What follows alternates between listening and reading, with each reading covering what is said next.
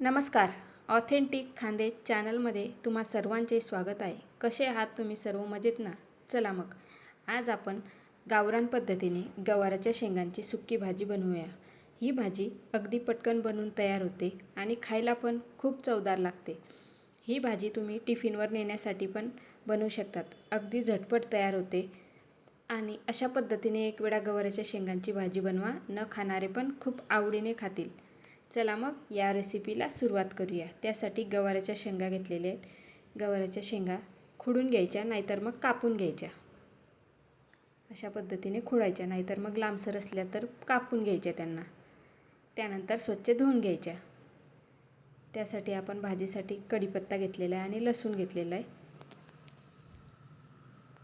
आता आपण गॅसवर कढई ठेवू आणि गॅस पेटवून घेऊ. त्यानंतर तेल टाकायचं. 2 चमचे तेल टाकलेलं आहे.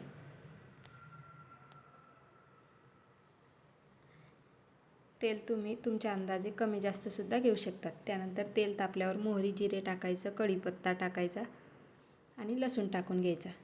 लसूणला चांगलं परतून घ्यायचं. छान कलर येऊ द्यायचा लसणाला. आता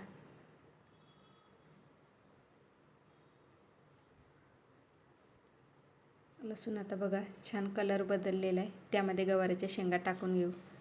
शेंगांना चांगलं परतून घ्यायचं तेलामध्ये. 1 मिनिट चांगलं परतून घेऊ शेंगांना. आता चांगलं तेलामध्ये व्यवस्थित थोडा कलर बदलेल तिथपर्यंत. बघा आता शेंगांचा कलर छान बदललेला आहे. आता आपण त्यामध्ये चवीप्रमाणे मीठ टाकून घेऊ. पुन्हा 1 मिनिट चांगलं परतून घेऊ शेंगांना.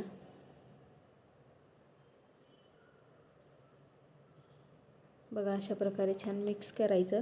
मग आता आपण मसाले टाकून घेऊ. सर्व गरम मसाला टाकायचा, धने पावडर टाकायचं, त्यानंतर हळद टाकायची, लाल मिरची पावडर टाकायचं चवीनुसार, त्यानंतर थोडासा कांदा लसूण मसाला टाकायचा आणि भाजीला चांगलं मिक्स करून घ्यायचं. व्यवस्थित चांगले एकजीव करून घ्यायचं. शेंगांना चांगला मसाला लागला पाहिजे.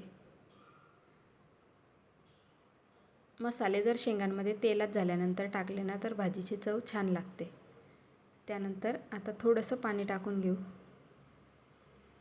मी अर्धा ग्लास पाणी टाकलेलं आहे आणि शेंगांना आता 5 मिनिटासाठी झाकून ठेवू.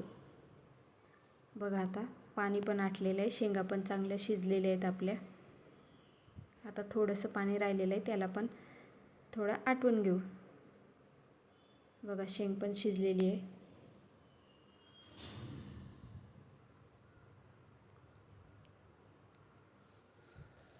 आता बघा पाणी पण जवळपास आटण्यात आलेलं आहे. आता आपण त्यामध्ये 3 ते 4 चमचे शेंगदाण्याचं कूट टाकून घेऊ आणि छान मिक्स करून घेऊ. बघा आता किती मस्त भाजी तयार आहे. त्यावरून मस्त अशी हिरवगार कोथिंबीर टाकायची. बघा झाली आपली गावरान पद्धतीने गवाराच्या शेंगांची झटपट भाजी तयार. अशा पद्धतीने गवाराच्या शेंगांची भाजी तुम्ही पण एक वेळा नक्की करून बघा आणि कशी झाली कमेंटमध्ये ते पण मला नक्की सांगा. तुम्ही जर चॅनलवर नवीन असाल तर चॅनलला सबस्क्राईब करायला विसरू नका आणि व्हिडिओ आवडला असेल तर लाईक करा, शेअर करा, छान अशी कमेंट करा.